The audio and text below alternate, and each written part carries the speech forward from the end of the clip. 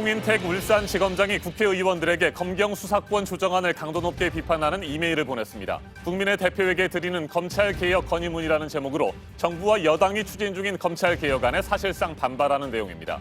공안과 특수 분야 등 개혁이 필요한 부분에 대한 세밀한 대책이 빠진 상태에서 경찰에 수사권을 넘기는 것은 계약이라고 주장했습니다. 환부가 아닌 멀쩡한 곳을 수술하는 격이라며 표만 의식해 경찰 주장에 편승한 검찰 해체로밖에 보이지 않는다고 강조했습니다. 송 지검장은 검찰 개혁을 위해 정부와 검찰총장에게 권한이 집중된 구조부터 깨야 한다고 지적했습니다. 검찰총장의 임명 절차 개선도 촉구했습니다. 앞서 조국 청와대 민정수석은 소셜미디어를 통해 검찰 개혁 의지는 확고하다며 결국 국민의힘으로 해결될 것이라고 밝혔습니다. 판태평양 조산대 브레고리에 속하는 페루의 중북부 열대 밀림 지역에서 규모 8.0의 강진이 났습니다. 주민 1명이 숨지고 10명이 넘게 다쳤습니다. 건물 수십 채가 피해를 입었습니다. 유럽의회 선거 결과 유럽 정치의 중심 세력이었던 기성 정당들 의석수가 크게 줄고 녹색당 계열과 반EU를 내세우는 극우 세력은 의석을 늘릴 것으로 예상이 됐습니다. 투표율은 50%를 넘어서며 최근 20년 동안 최고치가 될 것으로 전망됐습니다. 북한의 무력 시위에도 트럼프 미국 대통령은 북한 김정은 위원장과의 관계가 여전히 좋다고 느끼고 있다고 미 백악관 대변인이 밝혔습니다. 김 위원장이 약속에 충실할 것으로 확신을 하고 있다는 건데 앞서 트럼프 대통령은 북한이 쏜 발사체를 작은 무기들이라며 변함없는 신뢰를 표현한 바 있습니다.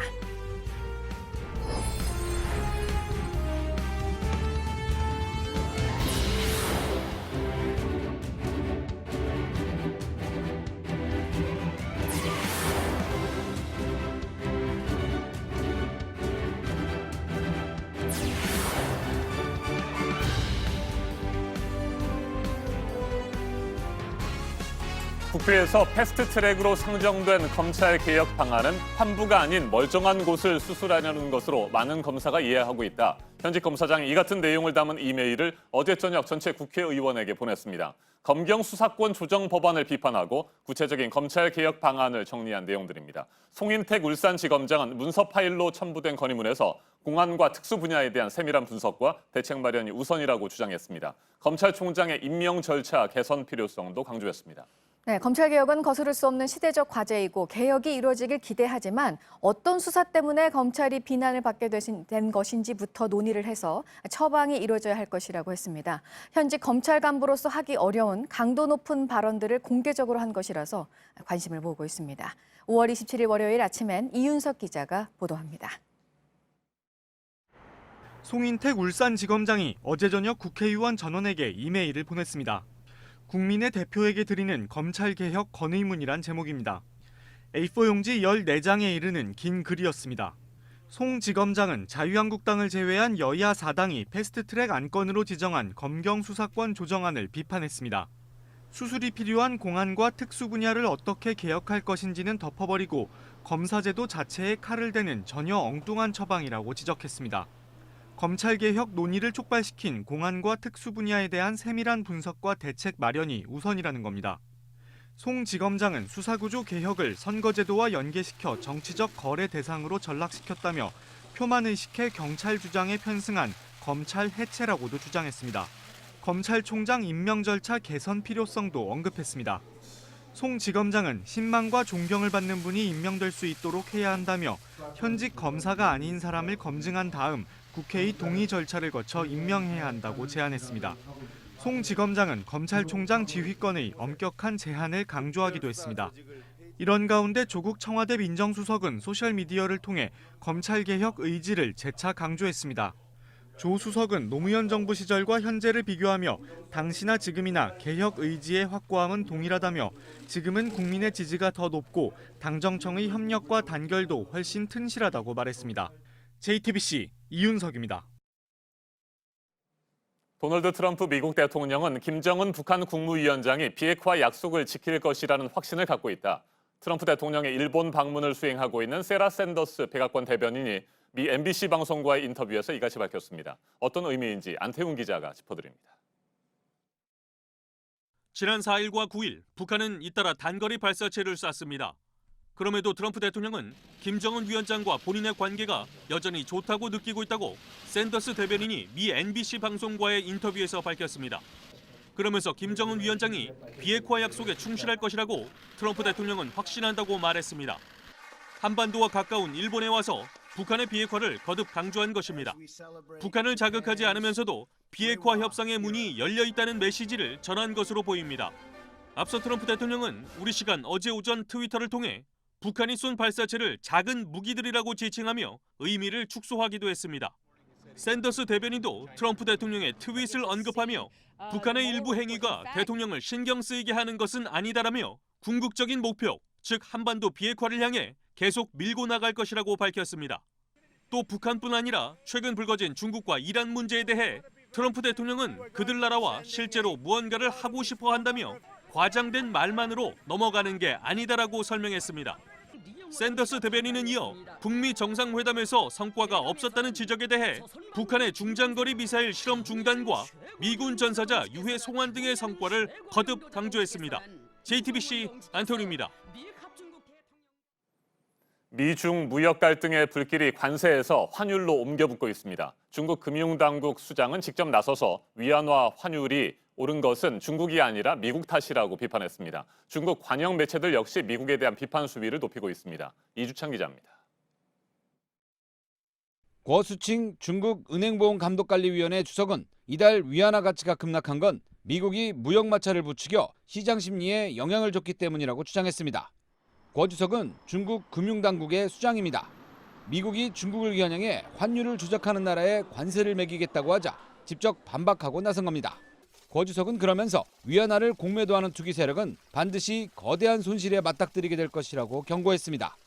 환율 방어 의지를 드러내며 위안화 약세 흐름에 제동을 걸고 나선 겁니다. 위안화 환율은 최근 중국 당국이 마지노선으로 삼고 있는 달러당 7위안선에 접근한 상태입니다. 고 주석은 미국을 향해 무역 갈등을 일으켜 얻을 수 있는 건 아무것도 없을 것이라고 목소리를 높였습니다.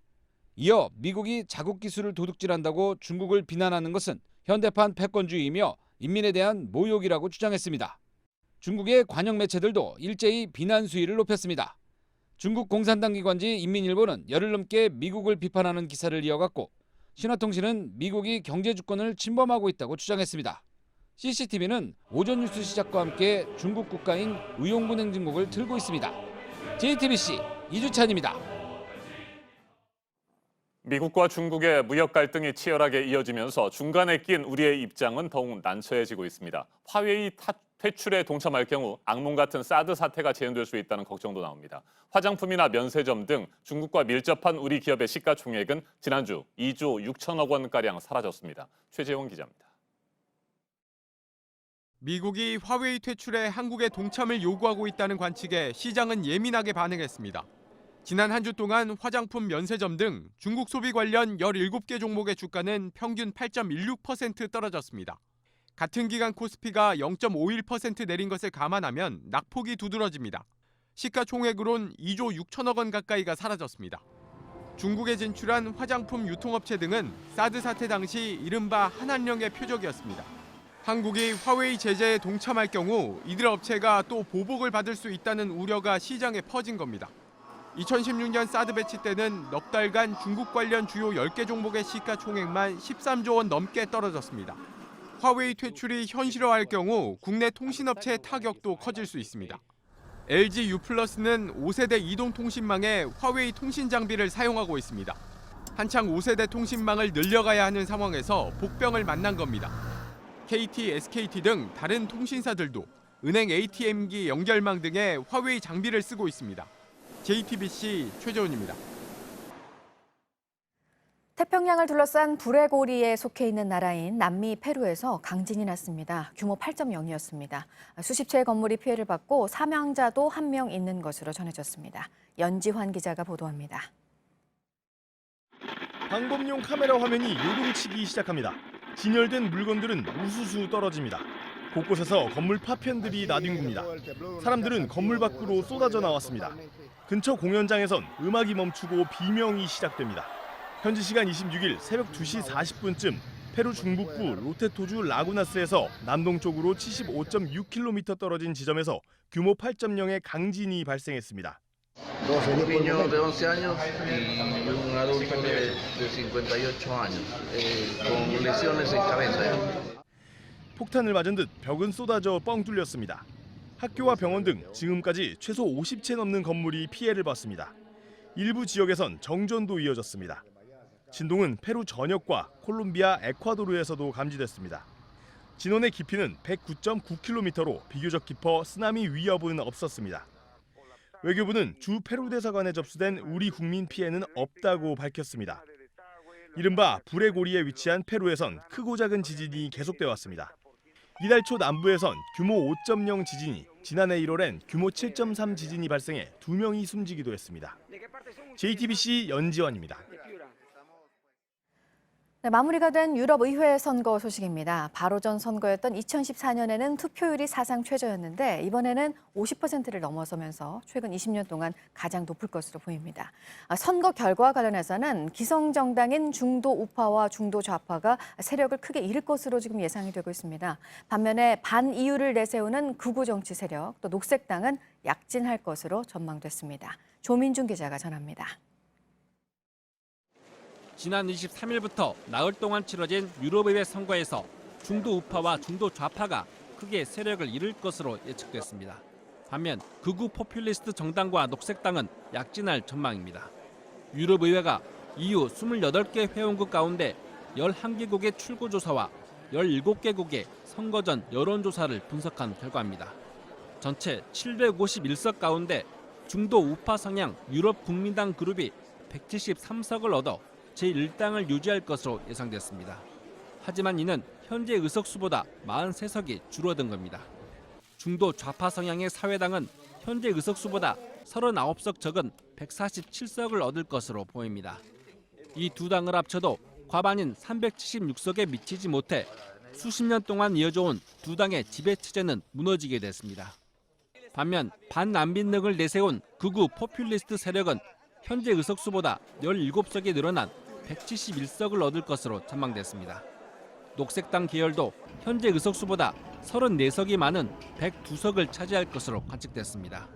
4억 2,700만 명이 참가한 이번 선거는 투표율이 50%를 넘어서 최근 20년 동안 가장 높을 것으로 전망됐습니다. 최종 선거 결과는 이르면 우리 시간으로 오늘 밤 늦게 나올 예정입니다. JTBC 조민주입니다. 게임 중독도 질병이라고 세계보건기구가 공식적으로 지정을 하면서 앞으로는 게임 중독에 질병 코드가 부여가 됩니다. 이렇게 되면 각 나라들은 관련 규제를 새로 만들게 될 것으로 보이고 세금을 매길 가능성도 있습니다. 게임 업계는 부정적인 인식만 키웠다며 반발하고 있습니다. 정혜성 기자가 보도합니다. 게임을 그만둘 수 없다. 일상생활보다 게임이 더 중요하다. 이 상황이 12개월 이상 계속된다. 세계보건기구는 이런 증상을 게임 중독으로 보고 질병으로 공식 지정했습니다. 현지 시간 25일 스위스 제네바에서 총회를 열고 관련 개정안을 만장일치로 통과시킨 겁니다. 바뀐 기준은 2022년부터 적용됩니다. 게임 중독에 공식 질병 코드를 부여하면 각국 정부는 해당 통계를 발표해야 합니다. 게임 중독을 예방하고 치료하기 위해서 정부가 규제를 새로 만들 가능성이 높아지는 겁니다. 술과 담배처럼 게임에 대해서도 별도의 세금을 매길 가능성도 제기됩니다. 우리 보건복지부도 WHO의 권고안을 받아들이겠다는 입장으로 다음 달 협의체를 구성해서 구체적인 논의를 시작하기로 했습니다. 게임 업계는 반발하고 있습니다. 업계는 이번 개정안이 충분한 근거 없이 게임에 대한 부정적 인식만 키웠다고 주장했습니다. JTBC 정혜성입니다. 이번에는 오늘 아침 체크해봐야 할 뉴스들을 분야별로 살펴보겠습니다. 먼저 정치 분야입니다. 정부가 6조 7천억 원의 추가 경정 예산안을 제출한 지 한 달이 지났지만 패스트트랙 지정 과정에서 촉발된 여야 갈등으로 국회가 심사에 착수조차 하지 못하고 있습니다. 5월 마지막 주인 이번 주 임시국회가 열릴 가능성이 희박해지면서 추경 예산안 심사는 6월 임시국회로 넘어가게 됐습니다. 대규모 한미연합훈련인 을지 프리덤 가디언 연습을 일부 대체하는 새로운 형태 을지 태극 연습이 오늘부터 30일까지 나흘 동안 진행됩니다. 민관, 군이 함께 참여하는데 군사적 위협뿐만 아니라 대형 재난이나 테러 등에 대응하는 훈련도 실시합니다. 문희상 국회의장이 오늘부터 8박 10일 동안의 일정으로 러시아와 발트 3국을 공식 방문합니다. 한반도 주변 4강 중 미국과 중국에 이어 세 번째입니다. 한반도 평화 프로세스를 위한 대화 모멘텀 유지 등 러시아의 지속적인 역할을 당부할 예정입니다. 보험업계의 올해 1분기 당기 순이익이 지난해 같은 기간보다 1,300억 원 줄어든 것으로 나타났습니다. 6% 넘게 하락한 건데요. 생명보험회사는 내려간 이자율 영향으로 당기 순이익이 2.6% 늘었는데 손해보험회사 당기 순이익이 18%나 줄었습니다. 장기보험 판매 경쟁이 심해지면서 사업비 지출이 늘어난 데 따른 결과였습니다. 온라인상의 유명 쇼핑몰들에서 소비자 피해가 늘면서 최근 논란이 되고 있죠. 공정거래위원회가 나섰습니다. SNS 개인 계정을 통해 상품을 파는 곳들에 대해 점검을 해서 제대로 된 제품 정보를 제공하지 않고 환불 규정을 준수하지 않은 사실이 확인이 되면 제재를 내릴 예정입니다. 인터넷 은행 예비 인가 절차를 금융당국이 다시 진행을 합니다. 키움 또 토스뱅크가 예상과 달리 심사에서 모두 탈락을 했습니다. 키움뱅크는 안정적이지만 혁신성이 부족하다는 이유로, 토스뱅크는 혁신적이지만 안정성이 부족하다는 이유였습니다. 금융위원회는 3분기 중에 신청 공고를 다시 낼 계획입니다. 계속해서 사회 분야 뉴스입니다. 국가정보원으로부터 특수활동비를 지원받은 혐의로 1심에서 징역 6년을 선고받은 박근혜 전 대통령의 항소심이 이번 주부터 시작됩니다. 목요일인 30일 항소심 첫 공판이 열립니다. 1심 선고가 난 지 314일 만입니다. 박 전 대통령 측은 항소하지 않고 검찰만 항소했는데 이날도 박 전 대통령은 출석하지 않을 것으로 전망됩니다. 어제 오후 5시 반쯤 경북 안동시의 한 야산에서 불이 나 산림 1헥타르가 잿더미로 변했습니다. 소방당국은 어제 해가 지면서 철수했던 소방 헬기를 오늘 아침 다시 투입해 진화 작업을 이어가고 있습니다. 어제 저녁 7시쯤 경기도 양평군의 할인마트에서 불이 났습니다. 마트 옆 자재 보관 창구에서 불이 시작된 것으로 보이는데 직원과 손님 등 5명이 대피했습니다. 인명피해는 없었습니다. 김환기 화백이 1971년 뉴욕에서 그린 붉은색 전면 점화가 홍콩 경매에서 72억 원에 낙찰이 됐습니다. 한국 미술품 경매 최고가 기록은 현재 85억 원, 역시 김화백의 작품인데요. 이 기록은 깨지 못했습니다. 멸종위기 1급인 작은 관코박쥐가 광릉숲에서 발견이 됐습니다. 2012년 국내에서 처음으로 관찰이 된 뒤 지리산, 소백산, 오대산, 전봉산에 이어서 이번이 5번째 발견입니다. 영화 철도원으로 일본 아카데미 최우수 감독상을 받았었습니다. 후루아타 감독이 지난 20일에 별세한 사실이 뒤늦게 알려졌습니다. 향년 84세 폐렴 때문인 것으로 전해졌습니다. 황교안 자유한국당 대표가 오늘 기자회견을 합니다. 그제 마무리가 된 장애투쟁에 대해서 얘기를 할 예정입니다. 국회 정상화에 대해서는 어떤 입장을 내놓을지, 장애투쟁을 더 하겠다는 계획을 밝힐지 관심을 모으고 있습니다. 추가 경정 예산안의 국회 처리를 촉구하고 있는 민주당은 지도부가 오늘 전자파 환경 유해 물질을 시험하는 한 중소기업을 찾아서 건의사항을 드릴 예정입니다. 이번 추경안에 편성이 된 환경안전 투자 지원 프로그램에 지원을 한 곳입니다. 지난주 금요일 청해부대 최영암 입항 행사 중에 사고로 목숨을 잃은 최종근 하사의 연결식이 오늘 오전에 열립니다. 오후에는 대전 국립현충원에서 안장식이 진행이 됩니다. 지금까지 분야별로 오늘 눈여겨봐야 할 뉴스들 체크해드렸습니다. 이어서 기상정보입니다. 출근길 곳곳 빗줄기가 강합니다. 전국 대부분 지역에 비가 내리는 가운데 특히 제주에는 시간당 220mm 안팎으로 거세게 쏟아지고 있습니다.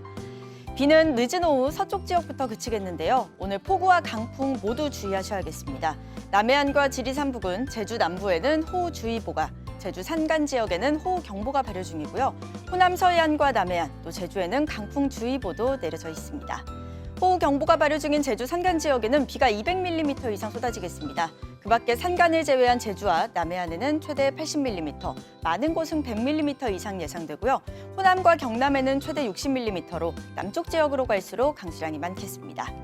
비로 인해 더위는 주춤한데요. 낮 기온 서울이 21도, 광주와 대구가 22도로 어제보다 10도가량 낮겠습니다. 오늘 북한도 전 지역 비가 내리면서 낮 기온 20도 안팎에 그치겠습니다. 내일은 다시 기온이 오르겠습니다. 서울이 25도까지 오르는 등 대부분 평년 수준으로 예상됩니다. 기상정보였습니다.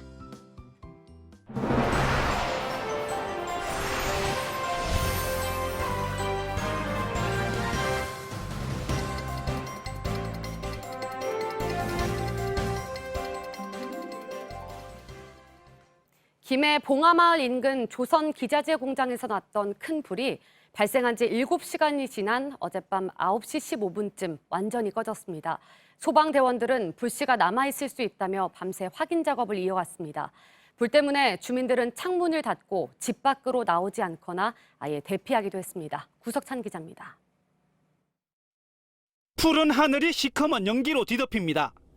운전하며 지나는 가족들도 빨리 차로 돌려간다고. 도망가야 되나? 열차를 탄 시민들도 깜짝 놀랄 정도입니다. 물을 뿌려보지만 불은 폭발음과 함께 더 맹렬한 기세로 타오릅니다. 어제 낮 2시쯤 김해 한림면 가산리 조선배관기기 공장에서 불이 났습니다. 불은 폐플라스틱 재가공 공장 등으로 번져 8개 건물을 태웠습니다. 소방과 경찰은 화재 현장 진입로를 통제했습니다. 최근접 100m 앞까지 왔는데 이 일대 주민들은 대피하기도 했습니다. 일부는 창문을 닫고 집 밖으로 나오지 않았습니다. 유독성 연기가 날아들지 않는 편의점은 피난처가 됐습니다. 집에 있으면 집이 캄캄하기라. 그래서 나왔다. 나오보니까 불이 겁나지. 집에 못 들어가겠어. 다행히 별다른 인명피해는 발생하지 않았습니다. JTBC 구석찬입니다. 클럽 버닝썬에 대한 경찰 수사가 사실상 마무리됐지만 서울 강남의 다른 클럽에 대한 수사는 이어지고 있습니다. 구청 공무원들이 접대를 받고 단속 정보를 빼돌린 정황도 드러났는데요. 그 중간에 브로커 역할을 한 인물도 알고 보니 강남구청의 전직 단속 공무원이었습니다. 신아람 기자입니다. 지난달 말 강남구청을 압수수색한 경찰은 클럽 아레나와 공무원의 유착 의혹을 수사해왔습니다. 현재 강남구청 공무원 5명과 서초구청 공무원 1명이 향응을 받은 혐의로 입건된 상태입니다. 브로커로 지목돼 입건된 A씨는 강남구청 위생과에서 일했던 공무원 출신인 것으로 파악됐습니다. A씨는 뇌물을 받은 의혹으로 2010년에 파면된 뒤 아레나에 음료를 납품하는 유통업자로 변신했습니다. 경찰은 A씨의 사무실 등을 압수수색하고 유착이 의심되는 공무원들의 휴대전화도 압수했습니다. 포렌식 작업에선 영업정지 같은 행정처분 정보를 미리 주고받은 정황이 나왔습니다. 조사를 받은 공무원 2명은 향응을 받은 건 일부 인정했지만 대가성은 없었다고 진술했다고 합니다. 경찰은 아레나 실소유주인 강모 씨가 로비에 개입했는지 수사하면서 관련자들의 영장을 신청할지 검토할 예정입니다. 또 유흥주점 허가를 내주는 과정에 구청 건축과 직원들이 부당하게 개입했는지도 수사하고 있습니다. JTBC 신아람입니다. 야생동물이 차에 치이는 로드킬을 막기 위해 도로 곳곳에 생태 통로를 만들어놨습니다. 동물들이 실제 얼마나 여길 이용하는지 관찰해봤더니 5년 사이 2배 이상 는 것으로 나타났습니다. 통로에선 반달 가슴곰 같은 멸종 위기종의 모습도 포착됐습니다. 박상욱 기자가 보도합니다. 지난해 보험 접수된 로드킬 사고만도 4,500여 건, 매일 12건 넘게 접수된 셈입니다. 한 해 도로에서 죽은 동물의 수는 17,000마리에 달합니다. 야생동물의 천적은 도로라는 말까지 나올 정도입니다. 생태통로는 이 같은 사고를 막고 야생동물의 생태축을 복원하기 위해 만들어졌습니다. 통로 곳곳에 설치된 무인 센서 카메라엔 야생동물들의 모습이 포착됐습니다. 국립공원공단은 이 데이터를 기반으로 2014년부터 지난해까지 5년간 통로별 이용 횟수를 조사했습니다. 이 기간 생태통로의 수는 9개에서 15개로 늘었습니다. 통로 한 곳당 동물들이 이용하는 횟수는 평균 228.4회에서 565.8회로 2.5배 증가했습니다. 동물들이 가장 많이 이용한 생태통로는 강원도 한계령과 충청남도 민목재의 통로였습니다. 통로를 가장 많이 이용한 동물은 고라니와 멧돼지로 각각 10,000번 넘게 통로를 드나들었습니다. 멸종위기 1급인 반달가슴곰과 사냥, 2급인 담비와 살기, 통로를 이용하는 모습도 기록됐습니다. 정부는 통로를 추가로 설치해 로드킬을 막고 끊어진 생태축을 이어갈 계획입니다. JTBC 박상욱입니다. 프랑스 칸 국제영화제에서 봉준호 감독이 영화 기생충으로 최고 작품상인 황금종려상을 받았습니다. 한국 영화 사상 처음입니다. 경제적 형편이 극과 극인 가족을 다룬 영화인데 심사위원들이 만장일치로 황금종려상 수상작으로 선정했습니다. 김성탁 특파원입니다. 올해 칸 영화제 폐막식이 열린 리미에르 대극장. 심사위원장이 황금 종려상 수상자를 호명하자 환호가 터졌습니다. 12살의 나이에 영화 감독이 되기로 마음먹었던 되게 소심하고 어리숙한 영화광이었습니다. 이 트로피를 이렇게 손에 만지게 될 날이 올 줄은 상상도 못했습니다. 메시 beaucoup. 시상대에 오른 봉 감독은 위대한 배우가 없었다면 한 장면도 찍지 못했을 것이라며 배우 송강호 씨를 무대로 불렀습니다. 기생충은 영화제 소식지에서 최고 평점을 받았습니다. 미 영화 매체 인디와이어는 봉준호 자체가 장르라고 했습니다.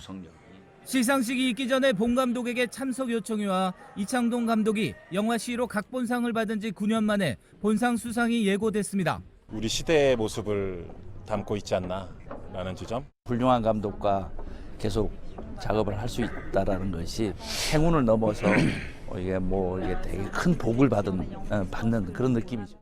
문재인 대통령은 소셜 미디어를 통해 모든 영화인과 국민들에게 의미 있는 선물이라며 빨리 영화를 보고 싶다고 축하 인사를 전했습니다. 런던에서 JTBC 김성탁입니다. 봉준호 감독은 워낙 한국적인 영화라 외국인이 이해하기 힘들다며 상 받기 쉽지 않을 거라고 했지만 칸은 그에게 황금 종려상을 안겼습니다. 한국의 이야기이면서도 모두의 이야기일 수밖에 없는 자본주의의 그늘을 훌륭하게 담았다는 평가입니다. 강나영 기자가 보도합니다. 높게 들어야 돼, 높게. 구석구석 사사시키듯이 해야 돼. 꼽등이가 출몰하는 반지 앞방에서 공짜 와이파이 신호를 잡으려 애를 씁니다. 모두가 백수지만 단란한 네 가족. 명문대 재학증명서를 위조한 장남이 과외 선생님이 되면서 부자들의 세계를 처음 마주합니다. 기생충은 엿새 전 첫 선을 보이며 8분 동안 기립박수를 받았고 결국 심사위원 만장일치로 최고의 작품에 뽑혔습니다. 아들아, 네가 자랑스럽다. 부자와 소시민의 거리가 점점 멀어질 때 어떤 일이 생기는지 보여주면서 자본주의 사회 계급 격차 문제를 재치 있게 풀어냈다는 평가입니다. 심사위원장인 이냐리투 감독은 한국을 담은 영화지만 전 지구적으로도 긴급하고 우리 모두와 관련된 이야기라고 했습니다. 자칫 심각하기만 할 수 있는 주제를 특유의 감각으로 재미있게 다룬 점도 주목받았습니다. 관객들이 터뜨리는 웃음 속에 그 뒤에 어떤 날카로운 비수가 숨어 있는 느낌? 그런 게 제가 좋아하는 방식입니다. 외신들은 이번 수상에 대해 칸이 옳은 선택을 했다며 한국 영화 최초로 오스카상 후보가 될 수 있다는 전망도 내놨습니다. JTBC 강나현입니다. 지금 진짜로 이상. 봉준호 감독의 영화 기생충이 제72회 칸 국제영화제에서 황금 종려상을 받았습니다. 2000년부터 우리 한국 영화들이 칸 영화제 경쟁 부문에 진출했지만 최고 작품상을 받은 것은 처음입니다. 영화 기생충은 해외 언론과 평론계 극찬을 받으면서 192개국에 선 판매되는 기록도 세웠습니다. 이번 수상으로 한국 영화의 잠재력과 국제적 위상은 더욱 높아질 것으로 보입니다. 영화 평론가인 강유정 강남대 교수와 한 걸음 더 들어가겠습니다. 안녕하십니까? 네, 안녕하세요. 네, 문재인 대통령이 축하 메시지를 전하기도 했고요. 많은 국민들이 기뻐하고 있습니다. 영화계 분위기는 어떻습니까, 현재? 현지에서 많은 기자분들과 다른 관계자분이 네. 2002년 월드컵을 방불케 한다라고 그 분위기를 전했습니다. 그러니까 저도 새벽에 수상 가능성이 있다라는 말에서 수상했다. 근데 네. 황금 종려상이다 말한 그 기사 딱 보고 나서 새벽에 벌떡 일어났거든요. 근데 모든 영화인들이 비슷한 심정 아닐까 싶습니다. 네, 2002년 월드컵을 방불케 한다. 이 한마디가 모든 것을 네. 설명을 해주는 것 같습니다. 예상은 하셨습니까? 솔직히 예상을 못했습니다. 이게 네. 영화의 어떤 가치라던가 작품성이 떨어진다라기보다 사실 작년에도 이창동 감독의 버닝이 거의 황금 종려상 수상이 가능할 거다라고 굉장히 네. 기대감이 높았으나 무관으로 돌아온 경험도 있고요. 그래서 올해는 오히려 좀 다들 조심조심 막판에 어떤 결과가 있을지 모르지만, 그러니까 어쨌든 현재 분위기 굉장히 좋고 그 현지 평론가 그리고 관객들의 분위기도 뜨거웠다 정도로 이제 반응이 있었는데 저도 좀 비슷한 정도의 수준으로 기대했었죠. 네, 이번이 5번째 작품 초청이었잖아요. 봉준호 맞습니다. 감독으로서는. 네. 어떤 부분이 가장 심사위원들의 좋은 평가를 받았다고 생각하십니까?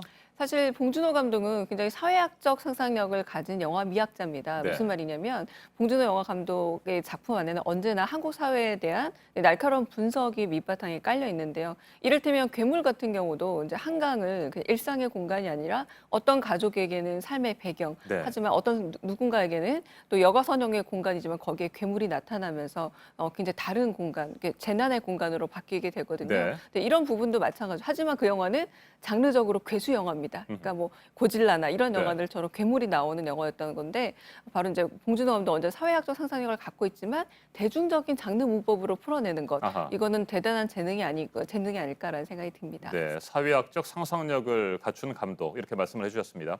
봉준호 감독, 봉 감독 자체로 하나의 장르가 됐다 이런 평가를 받고 있지 않습니까? 교수님께서는 뭐 사회적 상상력이라든지 뭐 여러 가지 말씀을 해주셨습니다만 한마디로 정의한다면 봉준호 감독 어떤 감독입니까?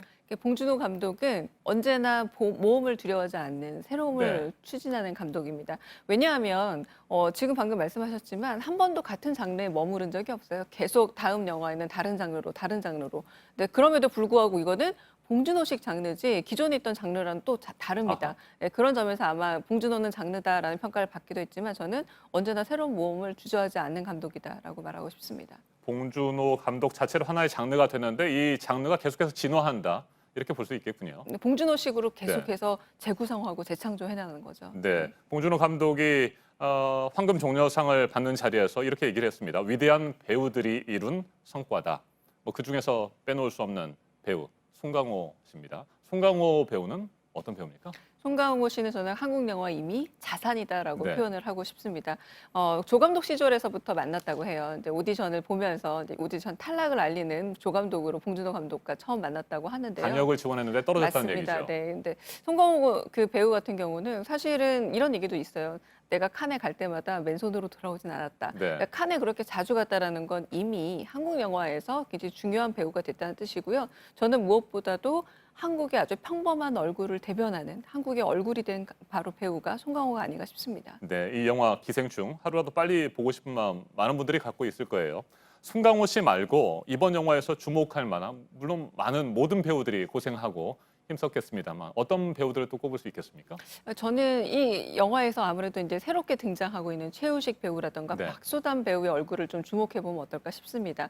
이미 굉장히 인상적인 영화들, 뭐 마녀라던가 이런 영화들에서 이제 인상을 남기긴 했습니다만 바로 이 배우들이 한국 영화의 또 미래를 책임질 네. 배우들이기 때문에요. 근데 송강호 배우야 뭐 물론 아주 인상적인 연기를 펼치고 이성균 씨, 조여정 씨도 마찬가지지만 이렇게 새로운 얼굴들에 좀 주목을 해보면 어떨까 싶습니다. 네, 이번 영화 8분 동안 기립박수를 받았다고 해요. 칸 현지에서. 그리고 만장일치로 심사위원들이 선정을 했고요. 오스카상 후보가 될 가능성이 높다 이런 얘기도 나오는데 이건 어떻게 전망하십니까? 저는 오스카상 후보가 될 자격이 충분하다고 네. 말씀을 드리고 싶고요. 오스카상 후보가 되든 안 되든 간에 이미 황금종려상이라는 상 자체가 여타의 어떤 추종을 불허하는 그리고 다른 어떤 상과의 비교를 불허하는 최고의 권위 있는 상입니다. 그래서 그 부분에서는 오스카상과 별개로 이제 네. 일단 가치를 인정하고 넘어가야 될 것 같습니다. 네, 영화제별로 조금씩 특성들이 다르지 않습니까? 맞습니다. 네. 네.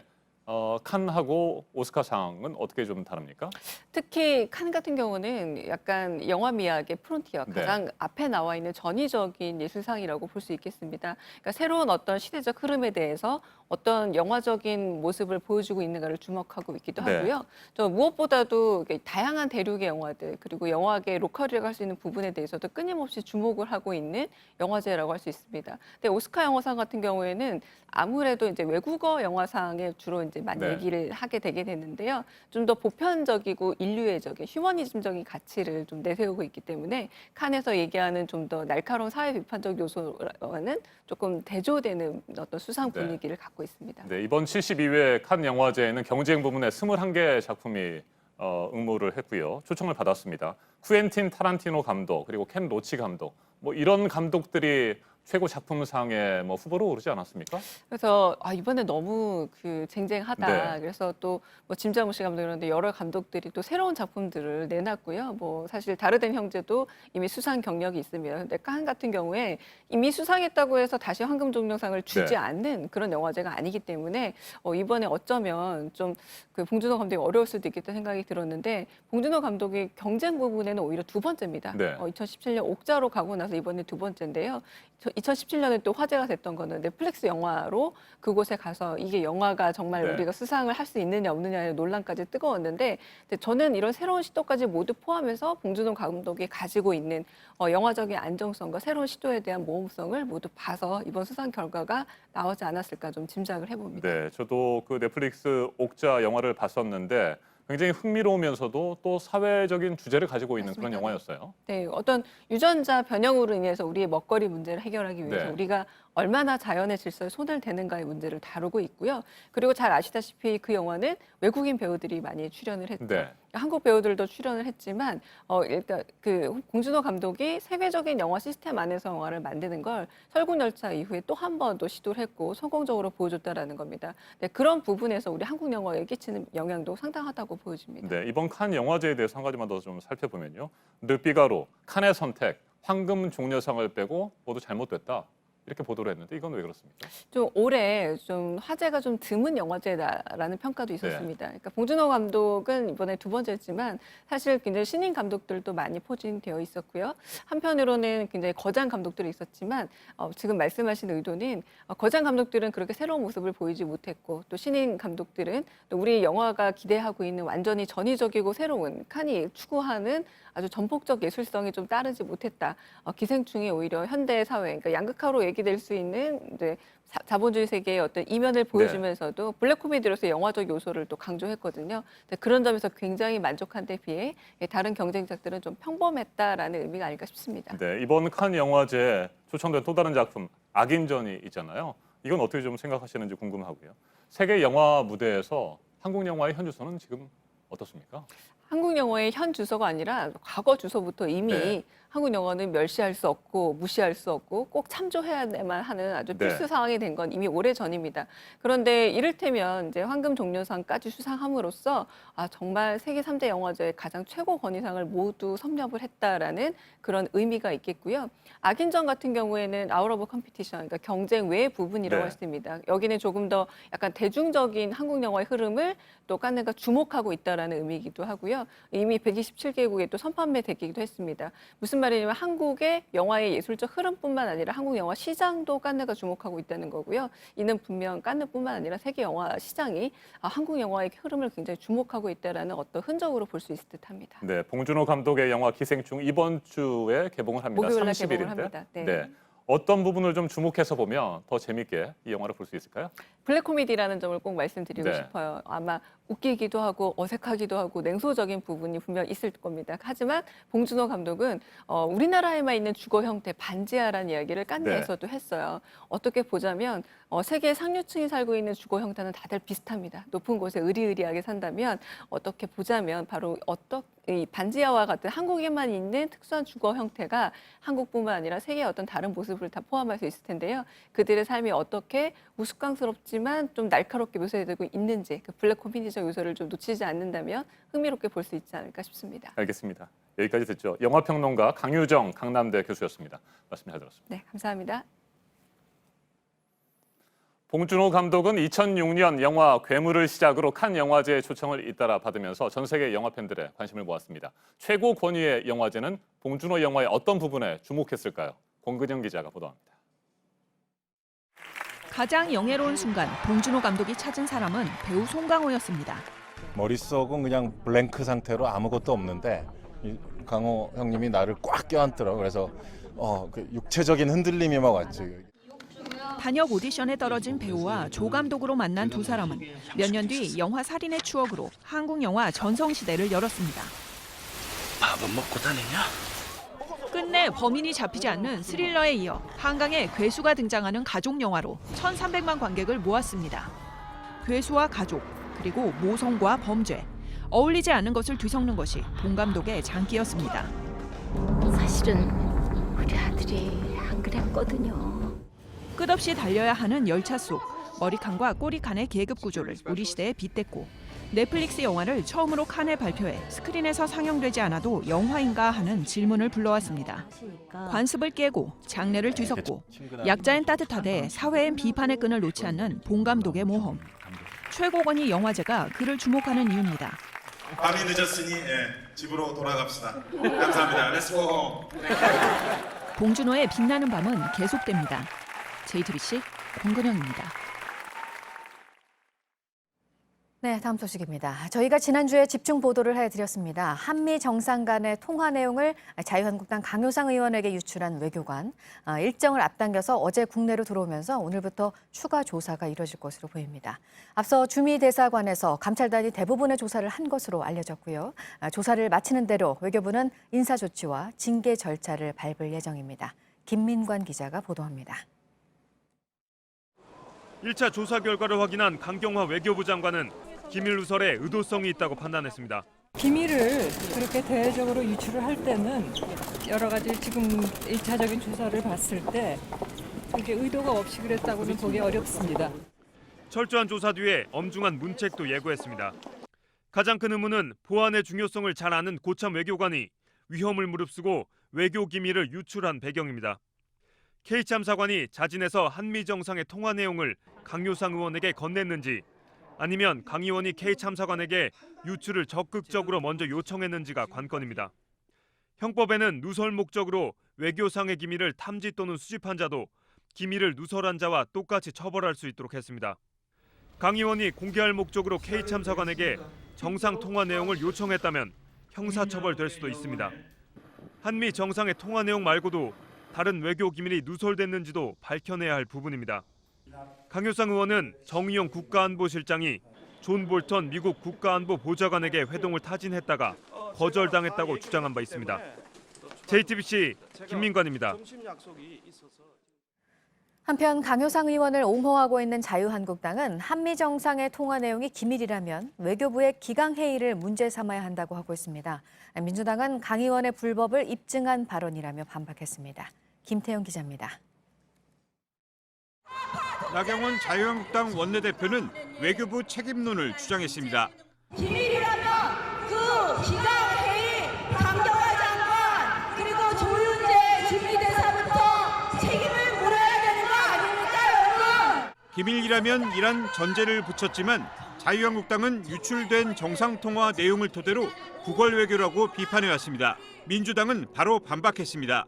이해식 민주당 대변인은 나 원내대표의 발언은 유체이탈 화법의 반복이라며 기밀을 누설한 사람이 기강회의인데 이를 공개한 사람은 알 권리를 충족한 것이냐 반문했습니다. 민주당은 나 원내대표의 발언이야말로 강효상 의원의 불법 행위를 입증한 셈이라고 주장했습니다. 민주당은 외교상 기밀을 누설한 외교부의 기강 확립도 필요하다고 덧붙였습니다.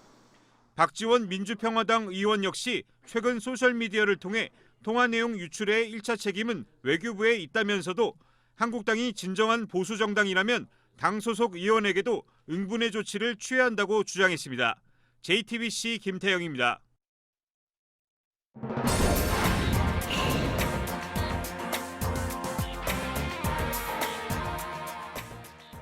네, 애완견을 데리고 출근을 한 유치원 원장이 있습니다. 징계 처분을 받으니까 여기에 불복해서 소송을 냈는데요. 징계 사유가 된다는 법원의 판단이 나왔습니다. 유치원을 안전하게 관리해야 할 의무를 어겼고 직원들 관리도 소홀히 했다는 게 인정이 된다는 건데요. 보도 연결해서 알아보도록 하겠습니다. 이재승 기자, 항소심 판결이죠? 네, 그렇습니다. 1심과 2심 모두 징계 사유가 맞다라고 그렇게 법원이 판단을 했습니다. 교육공무원인 A씨는 경기도 한 유치원의 원장으로 근무하던 중에 그 애완견을 데리고 출근을 했고 또 휴야 직원들의 지각을 적발하지 못하는 등 이 관리를 소홀히 했다는 이유로 지난해 1심에서 감봉 3개월의 징계 처분을 받았습니다. 이에 불복해서 소송을 냈는데 2심에서도 같은 징계 결과가 나왔습니다. 이 감사 결과 실제로 유치원 교직원들이나 원생들이 애완견 때문에 불안감을 느낀 것이 사실로 보인다며 이는 그 유치원을 안전하게 관리해야 할 원장으로서의 의무를 위반한 것이다라고 법원은 판단했습니다. 네, 다음은 서해 기상 악화로 현재 인천과 섬 지역을 오가는 12개 항로 가운데 9개 항로의 여객선 운항이 통제되고 있다는 소식입니다. 현재 풍랑주의보가 내려진 인천 먼바다에는 2m에서 4m의 높은 파도가 일고 또 초속 10에서 12m의 강한 바람이 불고 있습니다. 이에 따라 인천과 백령도, 인천과 연평도, 인천과 덕적도, 인천과 풍도 등 9개 항로 여객선 12척은 오늘 운항하지 않을 예정입니다. 네, 그 세계에서 가장 높은 에베레스트 정상 등산로에서 최근에 산악인들이 숨지는 일이 계속되고 있다고 합니다. 어떤 이유에서인가요? 네, 높이 8,848m의 그 세계 최고봉 에베레스트 정상 등산로에서 최근에 산악인 10명이 숨졌습니다. 좁고 위험한 등산로에 사람들이 몰리면서 이 병목 현상이 발생한 것이 이딴 사고의 배경으로 지목되고 있습니다. 등반객을 안내하는 현지인인 한 셰르파는 에베레스트를 여러 차례 올랐지만 올봄 체증은 최악이라며 추가 산소통 없이 정상에 오른 등반객들이 가장 큰 피해를 입고 있다라고 밝혔습니다. 강풍이나 혹한이 아니라 체증 때문에 고생하고 있다는 겁니다. 기후가 따뜻한 매년 3월에서 5월은 산악인들이 에베레스트에 몰리는 시즌인데 올해는 날씨가 좋지 않아 등반이 가능한 날짜가 한정되면서 한꺼번에 더 많은 등반객이 몰렸습니다. 일각에선 네팔 정부가 너무 많은 등반객에게 에베레스트 정상 등반을 허용했다는 지적도 나옵니다. 지금까지 아침엔 지금 JTBC 이재승입니다. 월요일 날씨 키워드입니다. 오늘은 전국 비, 제주 호우특보, 그리고 강풍주의인데요. 월요일 아침부터 비가 내립니다. 전국에 쏟아지다가 늦은 오후 서쪽 지역부터 그치겠습니다. 호우특보가 발효 중인 남해안과 제주에는 100mm 정도의 많은 양이 예상되고 특히 호우경보가 내려진 제주 산간 지역에는 200mm 이상의 폭우가 쏟아지겠습니다. 거기에 바람까지 거센데요. 오늘 피해 없도록 대비 잘하셔야겠습니다. 월요일부터 비라니 반칙 같은데요. 출근도 싫은데 비까지 온다. 벌써 퇴근하고 싶다. 비 오니까 파전에 막걸리가 땡기네 전해주셨고요. 그래도 요즘 비 오면 시원해서 좋다고 많이 왔으면 한다는 분도 있었습니다. 말씀하신 대로 더위는 주춤해서 위로가 되는 것 같죠? 지금까지 키워드와 SNS로 만나본 날씨였습니다. 도널드 트럼프 미국 대통령은 김정은 북한 국무위원장이 비핵화 약속을 지킬 것이라는 확신을 갖고 있다. 트럼프 대통령의 일본 방문을 수행하고 있는 세라 샌더스 백악관 대변인이 미 MBC 방송과의 인터뷰에서 이같이 밝혔습니다. 앞서 트럼프 대통령은 지난 4일과 9일 북한이 발사한 단거리 발사체를 작은 무기들이라고 지칭하는 트위터 글을 올리기도 했습니다. 안태훈 기자입니다. 지난 4일과 9일 북한은 잇따라 단거리 발사체를 쐈습니다. 그럼에도 트럼프 대통령은 김정은 위원장과 본인의 관계가 여전히 좋다고 느끼고 있다고 샌더스 대변인이 미 NBC 방송과의 인터뷰에서 밝혔습니다. 그러면서 김정은 위원장이 비핵화 약속에 충실할 것이라고 트럼프 대통령은 확신한다고 말했습니다. 한반도와 가까운 일본에 와서 북한의 비핵화를 거듭 강조한 것입니다. 북한을 자극하지 않으면서도 비핵화 협상의 문이 열려 있다는 메시지를 전한 것으로 보입니다. 앞서 트럼프 대통령은 우리 시간 어제 오전 트위터를 통해 북한이 쏜 발사체를 작은 무기들이라고 지칭하며 의미를 축소하기도 했습니다. 샌더스 대변인도 트럼프 대통령의 트윗을 언급하며 북한의 일부 행위가 대통령을 신경 쓰이게 하는 것은 아니다라며 궁극적인 목표, 즉 한반도 비핵화를 향해 계속 밀고 나갈 것이라고 밝혔습니다. 또 북한뿐 아니라 최근 불거진 중국과 이란 문제에 대해 트럼프 대통령은 그들 나라와 실제로 무언가를 하고 싶어 한다며 과장된 말만으로 넘어가는 게 아니다라고 설명했습니다. 샌더스 대변인은 이어 북미 정상회담에서 성과가 없었다는 지적에 대해 북한의 중장거리 미사일 실험 중단과 미군 전사자 유해 송환 등의 성과를 거듭 강조했습니다. JTBC 안토니입니다.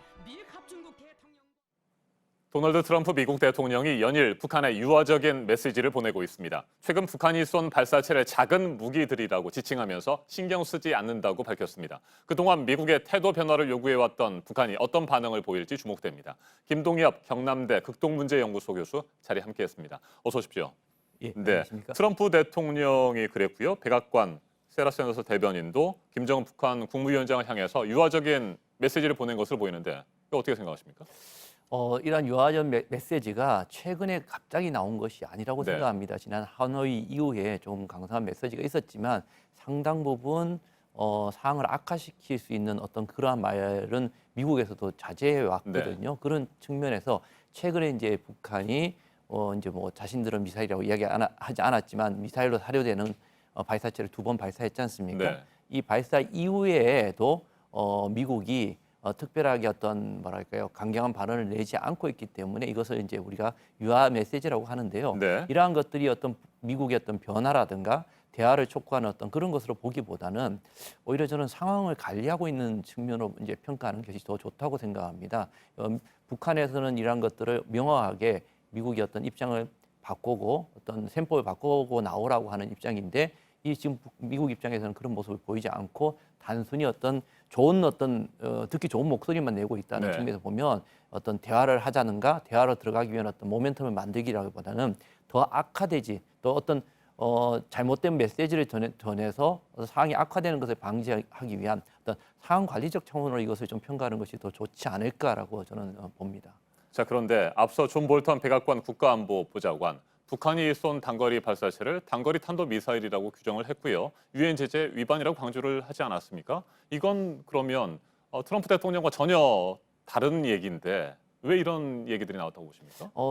이제 이것은 뭐 두 가지 차원으로 볼 수 있습니다. 이거 매파, 그러니까 슈퍼 매파라고 네. 하죠. 이제 볼턴의 어떤 입장에서 그러한 것들을 이야기했을 수가 있고요. 또 한 가지는 뭐 대통령과 그 어떤 뭐 볼턴과의 어떤 뭐 입장차가 있는 것이 아니라 어떤 그 역할 분담이라는 차원으로도 좀 해석할 수 있을 거라고 봅니다. 네. 조금 더 지켜봐야 되겠지만 이것이 어떤 입장차인지 아니면 역할 분담인지는 좀 봐야 되겠지만 볼턴의 이러한 발언, 그러니까 미국의 어떤 고위층이 이것을 탄도미사일로 규정을 하고 또 이것이 제재 위반이라고 이야기한 것은 아마 볼턴이 이번이 처음인 것으로 네. 보입니다. 이러한 차원에서 이것은 지금까지 트럼프 대통령이 해왔던 미사일을 발사하고 난 다음에 트럼프 대통령이 계속적으로 이것은 일반적인 상황이고 아무런 위협이 되지 않고 또 단순히 어떤 단거리 미사일로까지만 표현했다는 측면에서 네. 이러한 것들이 지난 트럼프 대통령이 해왔던가 상당한 온도차가 있는 것이거든요.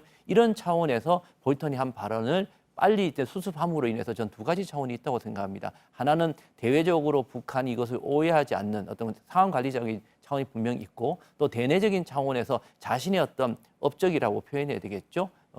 지금까지 어떤 북한이 미사일을 발사하지, 그러니까 대륙간 탄도 미사일이라든가 핵실험을 발사하지 않았다는 것을 자신의 어떤 가장 큰 업적으로 이제 내세우고 있는 입장에서 보면 이런 어떤 대내적인 측면에서 자신의 업적이 훼손되는 측면, 이 두 가지의 어떤 상황 관리와 업적 관리 이 두 가지 측면을 다 가지고 빠른 시간에 하루 만에 볼턴이 한 발언을 수습한 것이 아닌가라고 생각이 됩니다. 네, 채찍과 당근책을 그러면 번갈아 가면서 쓰는 역할 분담의 가능성이 더 높다고 보시는 겁니까? 예를 들자면 뭐 국합 배드캅에서 볼턴 안보보좌관은 계속해서 악역을 담당하는 배드캅 역할을 하고 있다 이렇게 생각하시는 겁니까? 이게 이제 단순히 북한을 향해서 배드캅 국갑의 그 역할을 한다고 보기보다는 어쩌면 국내 정치적인 어떤 역할 분담의 가능성도 저는 있다고 봅니다. 그러니까 물론 그 대외적 이게 단순히 어떤 이견차라고 본다면 트럼프의 어떤 정치적 성향이라든가 성격을 봐서 볼턴 보좌관을 그대로 현직에 둘 가능성은 그렇게 높지 않다고 봅니다. 단순히 지금 한두 번도 아니고 계속적으로 볼턴이 트럼프에 대한 의견과 어떤 상충되는 의견들을 함에도 불구하고 지금 트럼프가 이 볼턴을 남겨뒀다는 것은 단순히 어떤 배드캅 국합의 대외적인 메시지도 있겠지만 그런 어떤 대외적 메시지뿐만 아니라 대내적으로 사실 트럼프가 어떤 말까요? 보수 진영, 매파의 목소리를 상당히 반영을 하면서 자기 정치적인 어떤 뭐랄까요? 어떤 생명력을 유지해 나가는 이런 차원에서 볼턴을 계속 유지하고 있다고도 봐야 될 것 같습니다. 그래서 이 볼턴의 어떤 것이 조금 더 지켜봐야 되겠지만 이번 발언으로 볼턴의 어떤 뭐랄까요?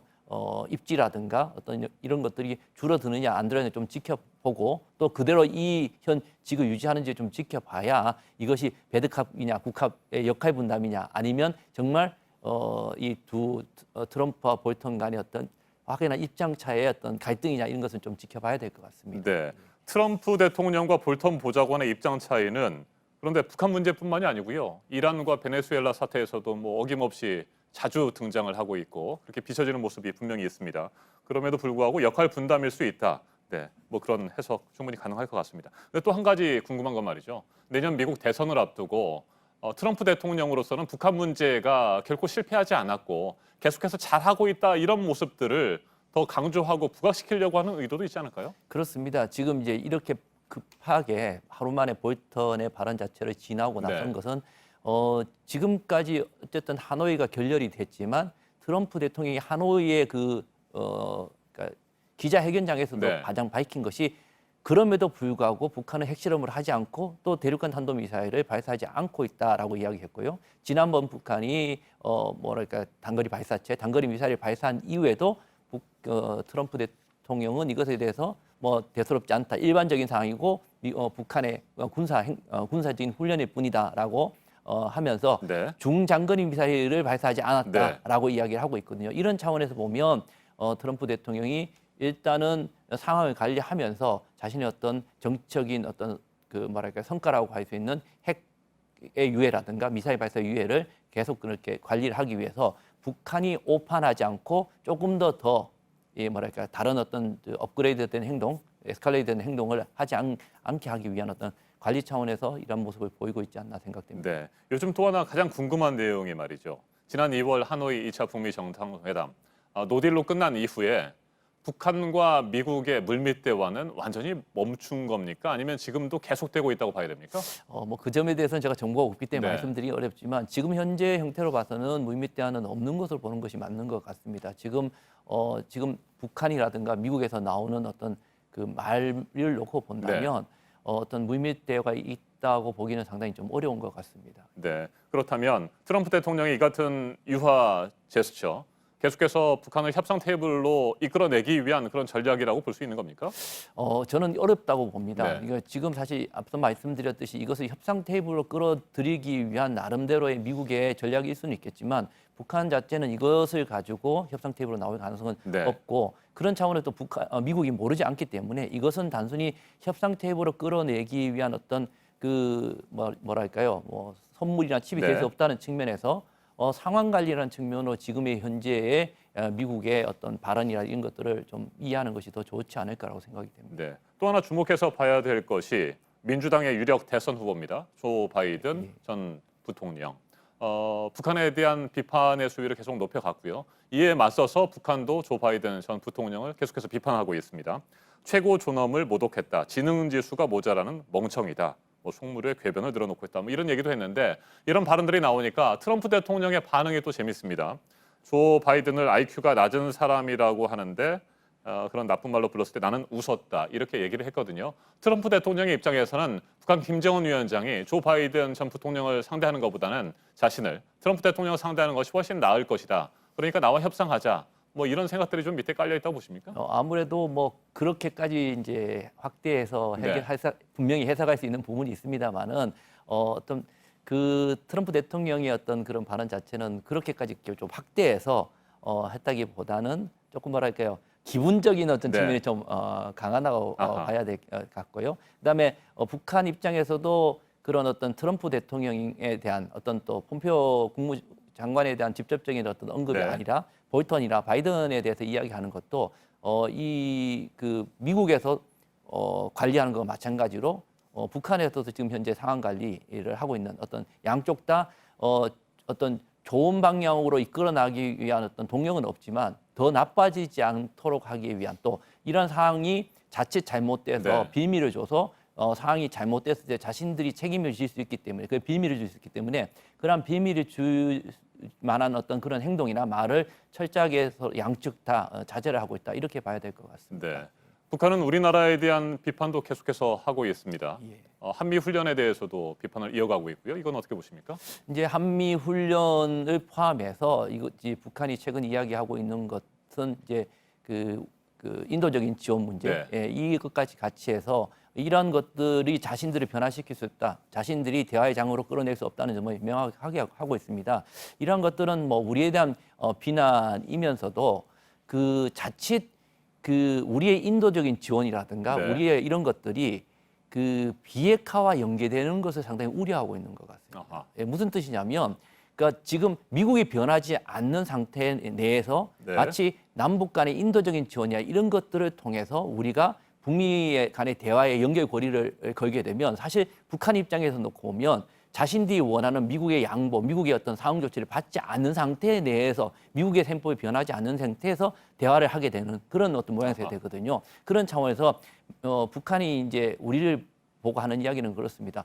마치 어떤 인도적인 지원이나 이런 것들을 통해서 자신들을 그 북미 정상회담이나 이런 양보를 얻어내려는 마치 미국의 편을 들고 있는 것 같은 이런 모습을 보이고 있기 때문에 지금 이야기하고 있는 어떤 북한의 어떤 불만이라는 것은 단순히 이런 상황에서 그 남북 간에 맺었던 그 뭐랄까 9월 달에 평양선언 이런 것들을 지키지 않고 있고 그러면서도 어떤 그 미국 편을 들어서 자신들을 대화에 끌어들이려는 어떤 그런 유인책을 쓰고 있다는 점에 대한 불만과 또 어떤 섭섭함을 내세우면서 좀 더 남쪽이 뭐 그러니까 지원을 하거나 아니면 남북 관계를 하기 위해서는 남북이 어떤 독자적이거나 남북만의 어떤 그런 것을 만들어서 어떤 나온다면 자기는 가겠지만 이것을 북미 관계에 연결시켜서 뭐 미국의 눈치를 본다든가 이런 뜻은 가지 않겠다. 뭐 이런 뜻을 메시지를 전달하는 것이라고 봐야 되겠죠. 알겠습니다.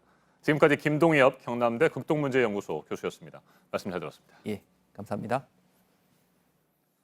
도널드 트럼프 미국 대통령이 어제부터 나흘 동안의 일본 방문 일정을 이어가고 있습니다. 아베 총리는 레이와 시대 첫 국빈을 극진하게 대접하고 있습니다. 그런데 트럼프 대통령은 도쿄에 도착하자마자 무역 불균형 이야기를 꺼냈습니다. 일본 내에서는 총리가 투어 가이드냐 이 같은 비아냥도 나온다고 합니다. 윤서령 도쿄 특파원입니다.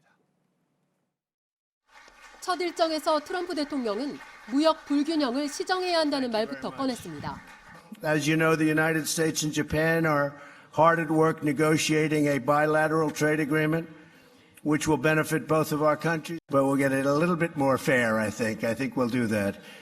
이 자리엔 도요타 자동차 등 일본 주요 기업 경영자 30여 명이 참석했습니다. 아베 총리와 통산 5번째 골프 라운딩을 즐긴 뒤 오후엔 도쿄 시내 국립경기장에서 스모 경기를 관람했습니다. 우승 선수에겐 특별히 제작된 137cm짜리 트럼프 컵을 전달했습니다. 아베 총리는 레이와 시대의 첫 국빈인 트럼프 대통령에게 아낌없는 환대, 즉 오모테나시에 나섰습니다. 방일 기간 중 경호 인력에만 2만 5천여 명이 배치됐습니다. 야당에서는 총리가 투어 가이드냐라고 비판했습니다. 두 정상은 나루히토 일왕을 접견한 뒤 정상회담을 갖고 북한 문제와 무역 협상에 대한 의견을 나눌 예정입니다. 도쿄에서 JTBC 윤서령입니다.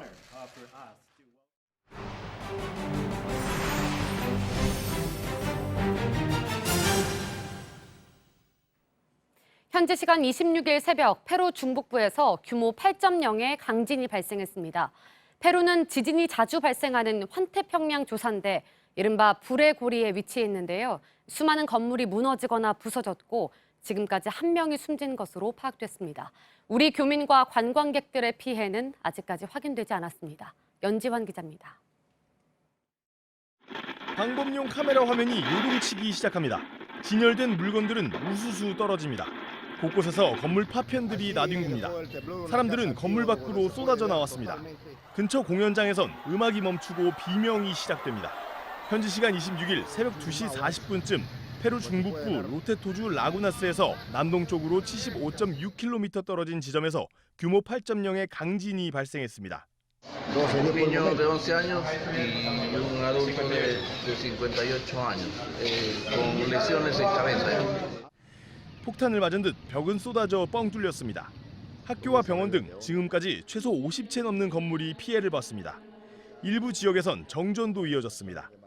진동은 페루 전역과 콜롬비아, 에콰도르에서도 감지됐습니다. 진원의 깊이는 109.9km로 비교적 깊어 쓰나미 위협은 없었습니다. 외교부는 주 페루 대사관에 접수된 우리 국민 피해는 없다고 밝혔습니다. 이른바 불의 고리에 위치한 페루에선 크고 작은 지진이 계속돼 왔습니다. 이달 초 남부에선 규모 5.0 지진이 지난해 1월엔 규모 7.3 지진이 발생해 2명이 숨지기도 했습니다. JTBC 연지환입니다. 앞으로 5년 동안 유럽의 정치 지형을 좌우할 유럽 의회 선거가 끝났습니다. 출구 조사 결과 유럽 정치 세력의 중심이었던 중도 우파와 중도 좌파가 크게 세력을 잃고 극우 포퓰리스트 정당과 녹색당이 약진할 것으로 전망됐습니다. 잠정 투표율이 51%에 육박하는 등 최근 20년 동안 가장 높은 관심을 끈 것으로 집계됐습니다. 조민준 기자입니다. 지난 23일부터 나흘 동안 치러진 유럽의회 선거에서 중도 우파와 중도 좌파가 크게 세력을 잃을 것으로 예측됐습니다. 반면 극우 포퓰리스트 정당과 녹색당은 약진할 전망입니다. 유럽의회가 EU 28개 회원국 가운데 11개국의 출구조사와 17개국의 선거 전 여론조사를 분석한 결과입니다. 전체 751석 가운데 중도 우파 성향 유럽 국민당 그룹이 173석을 얻어 제1당을 유지할 것으로 예상됐습니다. 하지만 이는 현재 의석수보다 43석이 줄어든 겁니다.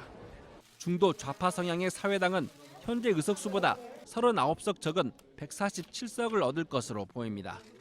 이 두 당을 합쳐도 과반인 376석에 미치지 못해 수십 년 동안 이어져온 두 당의 지배체제는 무너지게 됐습니다. 반면 반난민력을 내세운 극우 포퓰리스트 세력은 현재 의석수보다 17석이 늘어난 171석을 얻을 것으로 전망됐습니다. 녹색당 계열도 현재 의석수보다 34석이 많은 102석을 차지할 것으로 관측됐습니다. 4억 2,700만 명이 참가한 이번 선거는 투표율이 50%를 넘어서 최근 20년 동안 가장 높을 것으로 전망됐습니다. 최종 선거 결과는 이르면 우리 시간으로 오늘 밤 늦게 나올 예정입니다. JTBC 조민주입니다. 네팔의 수도 카트만두에서 3건의 폭발이 일어나 4명이 숨졌습니다. 강력한 폭발에 현장은 아수라장이 됐습니다. 현지 시간 26일 카트만두 도심의 한 주택에서 폭발이 일어난 뒤 외곽 지역에서도 잇따라 폭발이 일어났는데요. 총 3건의 연쇄 폭발로 지금까지 4명이 숨지고 7명이 다쳤습니다. 경찰은 옛 마오주의 공산반군의 한 분파가 이번 사건을 벌인 것으로 보고 정확한 사건 경위를 조사 중입니다. 아이들의 춤 경연대회가 열리던 도중 갑자기 무대가 무너졌습니다. 현지 시간 25일 중국 푸젠성 장저우시의 한 극장에서 벌어진 사고입니다. 아이들은 속수무책으로 무대 아래로 떨어졌는데요. 15명이 다쳐서 병원으로 옮겨졌고 그중 13살 여자아이가 결국 숨을 거뒀습니다. 당국이 무대가 무너진 원인에 대해 조사하고 있습니다. 중국에서 세계적으로 희귀한 백색증 대왕 판다가 포착됐습니다. 판다의 털은 온통 하얗고 눈은 붉은빛을 띠는데요. 중국 쓰촨성의 한 자연보호구역에서 포착된 백색증 대왕 판다의 모습입니다. 눈 주위와 귀 등이 검은 일반적인 판다의 모습과는 많이 다른데요. 백색증 판다는 부모 양쪽 모두가 백색증일 경우에만 태어날 수 있다고 합니다. 한 전문가는 야생에서 지내는 백색증 대왕 판다의 사진이 이렇게 온전히 찍힌 것이 이번이 처음이라고 밝혔는데요. 앞으로 관찰을 계속할 예정이라고 합니다.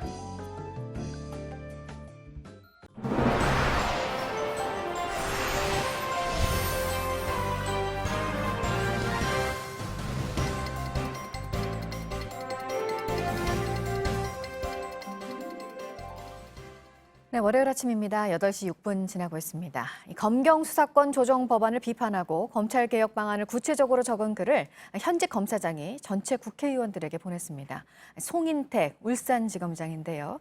패스트트랙으로 상정된 방안은 환부가 아닌 멀쩡한 곳을 수술하려는 것이라면서 검찰에 대한 불신이 어떤 분야에서 생긴 건지부터 논의를 해야 한다고 주장했습니다. 현직 검찰 간부가 공개적으로 강도 높은 비판을 한 거라서 관심이 모아지고 있습니다. 이윤석 기자입니다. 송인택 울산지검장이 어제 저녁 국회의원 전원에게 이메일을 보냈습니다. 국민의 대표에게 드리는 검찰개혁 건의문이란 제목입니다. A4 용지 14장에 이르는 긴 글이었습니다. 송 지검장은 자유한국당을 제외한 여야 4당이 패스트트랙 안건으로 지정한 검경 수사권 조정안을 비판했습니다. 수술이 필요한 공안과 특수 분야를 어떻게 개혁할 것인지는 덮어버리고 검사제도 자체에 칼을 대는 전혀 엉뚱한 처방이라고 지적했습니다. 검찰개혁 논의를 촉발시킨 공안과 특수 분야에 대한 세밀한 분석과 대책 마련이 우선이라는 겁니다. 송 지검장은 수사구조 개혁을 선거제도와 연계시켜 정치적 거래 대상으로 전락시켰다며 표만 의식해 경찰 주장에 편승한 검찰 해체라고도 주장했습니다. 검찰총장 임명 절차 개선 필요성도 언급했습니다. 송 지검장은 신망과 존경을 받는 분이 임명될 수 있도록 해야 한다며 현직 검사가 아닌 사람을 검증한 다음 국회의 동의 절차를 거쳐 임명해야 한다고 제안했습니다. 송 지검장은 검찰총장 지휘권의 엄격한 제한을 강조하기도 했습니다. 이런 가운데 조국 청와대 민정수석은 소셜미디어를 통해 검찰개혁 의지를 재차 강조했습니다. 조 수석은 노무현 정부 시절과 현재를 비교하며 당시나 지금이나 개혁 의지의 확고함은 동일하다며 지금은 국민의 지지가 더 높고 당정청의 협력과 단결도 훨씬 튼실하다고 말했습니다. JTBC 이윤석입니다. 미국과 중국 정상이 만나서 무역 갈등에 대한 해결을 볼 수도 있다고 하지만 아직은 불확실성이 크고 서로에 대한 경고도 이어지고 있습니다. 위안화 약세를 더 이상 용인하지 않겠다고 미국이 선전포고를 한 데 이어서 중국의 금융당국 수장은 위안화를 공매도하는 투기 세력은 큰 손실을 볼 것이라면서 환율 안정 의지를 강력히 드러냈습니다. 이주찬 기자입니다. 고수칭 중국 은행보험감독관리위원회 주석은 이달 위안화 가치가 급락한 건 미국이 무역 마찰을 부추겨 시장 심리에 영향을 줬기 때문이라고 주장했습니다. 고 주석은 중국 금융당국의 수장입니다. 미국이 중국을 겨냥해 환율을 조작하는 나라에 관세를 매기겠다고 하자 직접 반박하고 나선 겁니다. 고 주석은 그러면서 위안화를 공매도하는 투기 세력은 반드시 거대한 손실에 맞닥뜨리게 될 것이라고 경고했습니다. 환율 방어 의지를 드러내며 위안화 약세 흐름에 제동을 걸고 나선 겁니다. 위안화 환율은 최근 중국 당국이 마지노선으로 삼고 있는 달러당 7위안선에 접근한 상태입니다. 고 주석은 미국을 향해 무역 갈등을 일으켜 얻을 수 있는 건 아무것도 없을 것이라고 목소리를 높였습니다. 이어 미국이 자국 기술을 도둑질한다고 중국을 비난하는 것은 현대판 패권주의이며 인민에 대한 모욕이라고 주장했습니다. 중국의 관영 매체들도 일제히 비난 수위를 높였습니다. 중국 공산당 기관지 인민일보는 열흘 넘게 미국을 비판하는 기사를 이어갔고 신화통신은 미국이 경제주권을 침범하고 있다고 주장했습니다. CCTV는 오전 뉴스 시작과 함께 중국 국가인 의용군 행진곡을 틀고 있습니다. JTBC 이주찬입니다.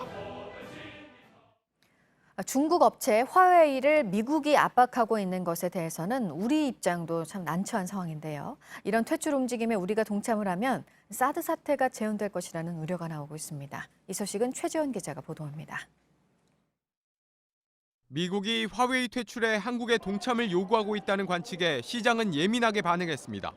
지난 한 주 동안 화장품, 면세점 등 중국 소비 관련 17개 종목의 주가는 평균 8.16% 떨어졌습니다. 같은 기간 코스피가 0.51% 내린 것을 감안하면 낙폭이 두드러집니다. 시가총액으론 2조 6천억 원 가까이가 사라졌습니다. 중국에 진출한 화장품 유통업체 등은 사드 사태 당시 이른바 한한령의 표적이었습니다. 한국이 화웨이 제재에 동참할 경우 이들 업체가 또 보복을 받을 수 있다는 우려가 시장에 퍼진 겁니다.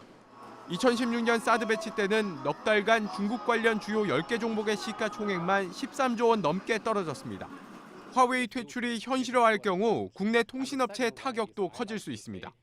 LG U+는 5세대 이동통신망에 화웨이 통신 장비를 사용하고 있습니다. 한창 5세대 통신망을 늘려가야 하는 상황에서 복병을 만난 겁니다. KT, SKT 등 다른 통신사들도 은행 ATM기 연결망 등에 화웨이 장비를 쓰고 있습니다. JTBC 최재훈입니다.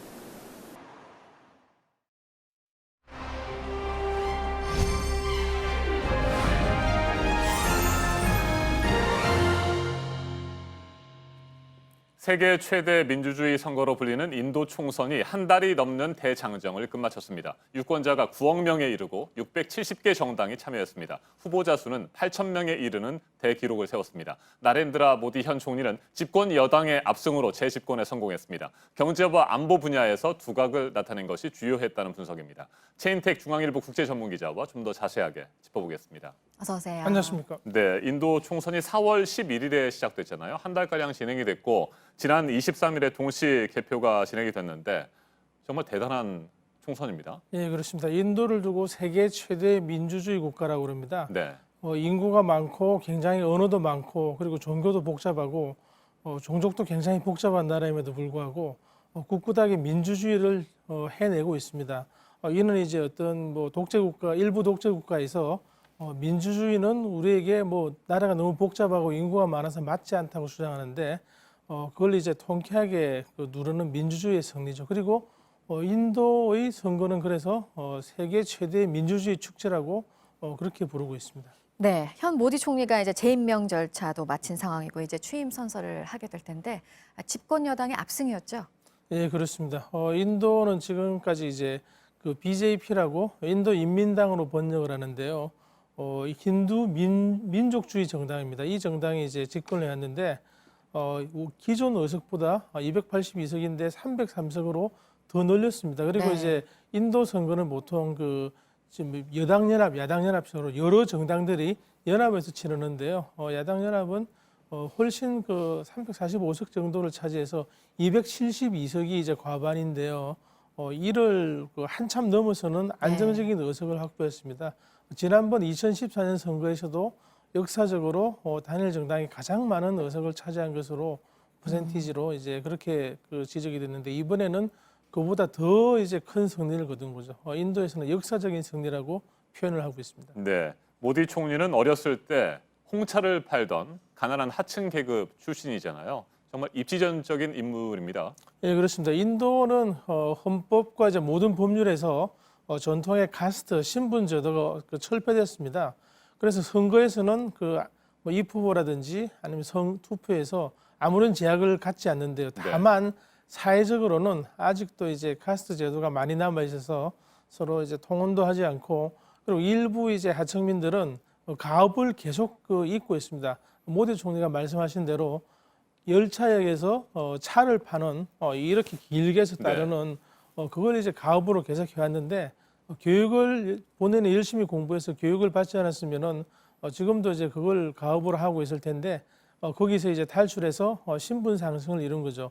인도의 특징이 민주주의 제도 그리고 이제 이런 이제 사회적인 관습이 서로 이제 충돌하고 있는데요. 네. 본인이 열심히 하면은 신분 이동이 아직은 가능한 그런 나라이기 때문에 청년들이 희망을 가지고 인도 경제에 활력을 얻고 있는 그런 요소로 이제 꼽히고 있습니다. 네. 근데 사실 이번 총선을 앞두고 모디 총리가 승리를 확실히 할 것이다 이런 건 아니었잖아요. 근데 압승으로 이어진 이유는 뭘까요? 굉장히 이제 복잡했습니다. 네. 지금 보면은 인도 전통의 이제 가문인 인도 국민회의라고 옛날에 이제 그 식민지 시대 때부터 독립운동을 해온 그런 이제 정당이 있습니다. 그 정당이 이제 인도 역사에서 30년 이상 계속 지배를 했는데 이번에 설욕을 노렸습니다. 네. 라울 간디라는 젊은 이제 총리. 라울 간디는 아버지가 총리고 할머니가 총리고 그리고 이제 외정조 할아버지가 초대 총리입니다.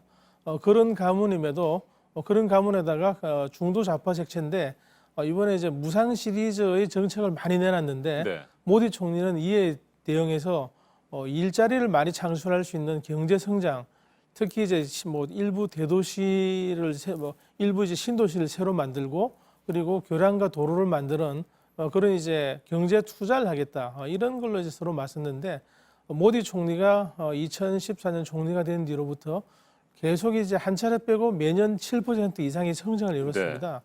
이런 경제 성장의 실적이 가장 크게 작용한 것으로 보이고요. 지난 2월에 그 인도 이제 북부에 잠무 카슈미르주라고 이웃 파키스탄하고 지금 그 국경 혹은 이제 영유권 분쟁을 벌이는 지역이 있습니다. 거기서 이제 경찰들이 폭탄 테러로 40명이 사망하니까 이 파키스탄 지역을 폭격을 했습니다. 아주 이제 과감하고 단호한 정책이죠. 이런 안보 정책 때문에 인도의 힌두 민족주의가 이제 되살아나서 그런 쪽에서 이제 표를 많이 얻은 게 아닌가 그렇게 분석되고 있습니다. 네, 말씀하신 힌두 민족주의 이 부분이 오히려 뭐 그 성공에 이번 총선에서 압승을 하는데 큰 도움이 됐겠습니다만 계층 간에 뭐 또 종교 간의 분열을 촉발하는 뭐 그런 계기가 되지는 않았습니까? 어떻게 보십니까? 이게 이제 모디 총리의 새로운 과제죠. 표는 얻었지만 봉합을 해야 합니다. 왜냐하면은 나라를 분열되게 할 수가 없거든요. 인도를 이제 어떤 그 선거구별로 정당을 색깔로 나타내니까 인도의 뭐 상당 부분은 그 BJP를 지지하는 그런 색깔이 나타나는데 동북부 이 지역은 그 힌두 그 핵심인 이제 힌두 교도도 아니고 그리고 이제 그 아리안족도 아니고 드라비다족이라고 피부가 좀 검고 그리고 그 사람들의 상당수는 뭐 힌두교도도 있고 있지만 이제 무슬림이 많습니다. 이슬람 지역인데 나라가 이제 그 동남쪽에 드라비다와 무슬림 지역 그리고 나머지 지역에 어떤 이제 힌두교와 아리안계 이제 종족 지역으로 확 나뉘면은 국가 통합이 안 되거든요. 그리고 그 무슬림과 드라비다족이 많이 사는 남부 지역이 인도의 IT 성장 핵심 지역입니다. 그래서 앞으로 이제 그 지역을 끌어안고 통합하고 경제 개발을 이끌고 주민들의 삶을 향상시켜 나갈 그런 이제 통합의 과제를 모디 총리가 새로 안게 됐다고 하겠습니다. 네. 통합의 과제도 과제지만 일단 제일 큰 숙제는 또 경제 아니겠습니까? 인도의 상황이 지금 그렇게 좋지가 않잖아요. 네, 인도 경제는 계속적으로 발전했는데 이제 새로운 단계로 뛰어넘어야죠. 네. 지금까지는 어떤 그 뭐 서비스 외부에서 전화를 걸면은 우리가 이제 그 국제적인 회사에다가 여행 예약이나 비행기 예약을 한 다음에 뭐 바꾸려고 전화를 하면은 미국에서 받는 것처럼 영어로 하는데 거기는 대개 일본, 최근에는 아프리카 가나가 포함됐습니다만 인도가 이제 핵심 지역입니다. 그런 서비스를 주로 시작을 했고 그리고 소프트웨어 인력이 굉장히 많습니다. 우리나라 그 굴지의 전자회사에서도 소프트웨어 인력으로 이제 인도 사람들을 뽑고 있는데요. 인도에서는 이제 그 공부를 전교 수석하면은 공대를 가는 게 기본으로 돼 있는 나라입니다. 이제 새로운 이제 제조업을 확산해가지고 모디 총리 시절에 메이크 인 인디아 인도에서 만드세요라고 해서 이제 제조업 그 성장 그 정책을 취해왔는데요. 이번에 이걸 한 단계 업그레이드해서 더 이제 부가가치가 높은 상품을 만드는 인도 그리고 전 세계의 이제 그 고급 공장으로서 인도를 이제 만들 과제를 안았다고 하겠습니다. 네, 문재인 대통령도 모디 총리에게 축하 전화를 걸었다고 들었습니다. 인도 태평양 시대 우리 정부는 어떻게 대응을 해야 되겠습니까? 예, 지금 보면은 미국의 국제 전략이 지금까지 이제 태평양 전략에서 벗어나서 인도까지 포함해서 인도양 지역에 있는 다른 나라들까지 포함해서 중국을 포위하는 그런 이제 국제 전략을 벌이고 있습니다. 그 과정에 우리로서는 굉장히 조심스러운 상황인데 인도는 또 이제 우리가 그 지향하고 있는 특히 이제 문재인 정권에서 지향하는 남방 정책의 핵심입니다.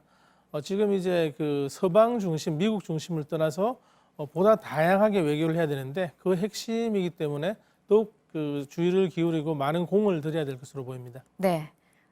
석 달 전에 우리 서울에 왔었던 모디 총리의 모습도 조금 전에 보셨습니다. 여기까지 듣도록 하겠습니다. 최인택 중앙일보 국제전문기자였습니다. 고맙습니다. 세계보건기구 WHO가 게임 중독을 질병으로 분류하기로 했습니다. 알코올 중독처럼 건강에 해롭다는 겁니다. 네, 우리 정부도 이에 따른 구체적인 논의를 곧 시작할 예정입니다. 정혜성 기자입니다. 게임을 그만둘 수 없다. 일상생활보다 게임이 더 중요하다. 이 상황이 12개월 이상 계속된다. 세계보건기구는 이런 증상을 게임 중독으로 보고 질병으로 공식 지정했습니다.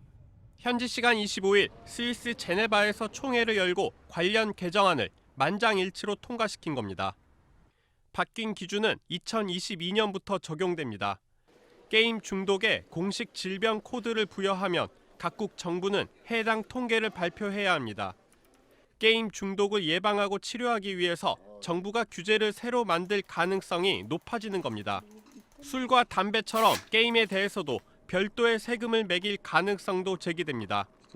우리 보건복지부도 WHO의 권고안을 받아들이겠다는 입장으로 다음 달 협의체를 구성해서 구체적인 논의를 시작하기로 했습니다. 게임 업계는 반발하고 있습니다. 업계는 이번 개정안이 충분한 근거 없이 게임에 대한 부정적 인식만 키웠다고 주장했습니다. JTBC 정혜성입니다. 프로축구 K리그 전북현대가 김신욱의 활약에 힘입어 경남FC를 4대1로 꺾었습니다. 김신욱은 전반 41분 코너킥 상황에서 헤딩골을 넣었고 후반 12분엔 페널티 지역 안에서 오른발 슈팅으로 골을 성공시켰습니다. 김신욱은 리그 득점 부문 단독 선두로 올라섰습니다.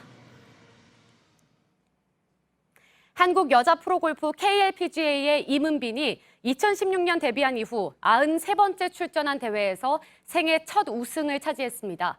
임은빈은 어제 경기도 이천 사우스 스프링스 컨트리 클럽에서 열린 이원 체리티 오픈 최종일 연장 승부 끝에 정상에 올랐습니다. 임은빈과 김지연 등은 4라운드 합계 10언더파 206타로 연장전에 나섰고 네 번째 연장전에서 김지연은 1m가 채 되지 않는 팝퍼트를 놓쳤습니다.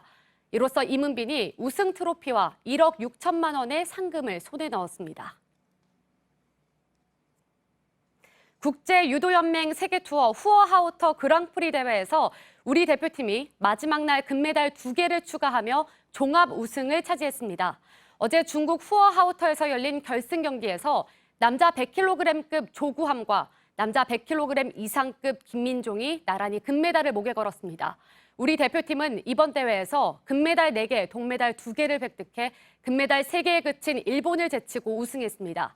3위는 금메달 2개 북한이 차지했습니다.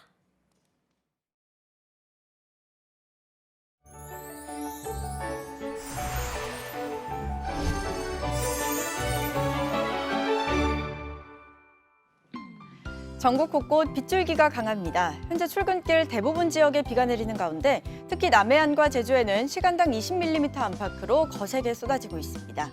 비는 늦은 오후 서쪽 지역부터 그치겠는데요. 오늘 폭우와 강풍 모두 주의하셔야겠습니다. 남해안과 제주에는 호우특보가 발효 중이고 호남 서해안과 남해안, 제주에 강풍주의보도 내려져 있습니다. 제주 산간 지역에는 비가 200mm 이상 많은 양이 쏟아지겠습니다. 또 산간을 제외한 제주와 남해안에는 최대 80mm, 많은 곳은 100mm 이상 예상되는 등 남쪽 지역으로 갈수록 강수량이 많겠습니다. 비로 인해 더위는 주춤한데요. 오늘 낮 기온 서울이 21도, 광주와 대구가 22도로 어제보다 10도가량 낮겠습니다. 오늘 북한도 전 지역 비가 내리면서 낮 기온 20도 안팎에 그치겠습니다. 내일은 다시 기온이 오르겠습니다. 서울이 25도 등으로 대부분 평년 수준으로 예상됩니다. 기상정보였습니다. 아침엔 뉴스워치, 오늘 하루 관심을 가지고 지켜봐야 할, 기억해야 할 뉴스 끝으로 정리해드립니다. 송인택 울산지검장이 국회의원들에게 검경 수사권 조정안을 강도 높게 비판하는 이메일을 보냈습니다. 정부와 여당이 추진 중인 검찰 개혁안에 사실상 반발하는 내용입니다. 공안과 특수 분야 등 개혁이 필요한 부분에 대한 세밀한 대책이 빠진 상태에서 경찰에 수사권을 넘기는 것은 계약이라고 주장했습니다. 그러면서 검찰총장의 임명 절차 개선도 촉구했습니다. 태평양을 둘러싼 불의 고리에 속해 있는 나라인 페루의 중북부에서 규모 8.0의 강진이 일어났습니다. 진원이 깊어서 쓰나미 피해로는 이어지지 않았는데 수십 채의 건물에 피해가 났고 바위가 주택을 덮치면서 주민 1명이 숨졌습니다. 유럽 의회 선거가 끝나면서 앞으로 5년 동안 유럽을 이끌 중심 세력의 윤곽이 드러났습니다. 출구조사 결과 중도 세력이 몰락하고 극우 포퓰리스트 정당과 녹색당이 약진할 것으로 전망됐습니다. 최종 개표 결과는 우리 시간으로 오늘 밤 늦게 나올 전망입니다. 북한이 쏜 발사체에 대해 작은 무기라면서 신경 쓰지 않는다고 트럼프 미국 대통령이 밝힌 데 이어 미 백악관 대변인은 방송 인터뷰에서 트럼프 대통령은 북한 김정은 위원장과의 관계를 좋게 느끼고 있고 비핵화 관련 약속을 지킬 거라 확신하고 있다고 말했습니다. 오늘 전해드릴 소식은 여기까지입니다. 이상으로 JTBC 뉴스 아침엔 월요일 순서 모두 마치겠습니다. 건강한 하루 보내시기 바랍니다. 고맙습니다.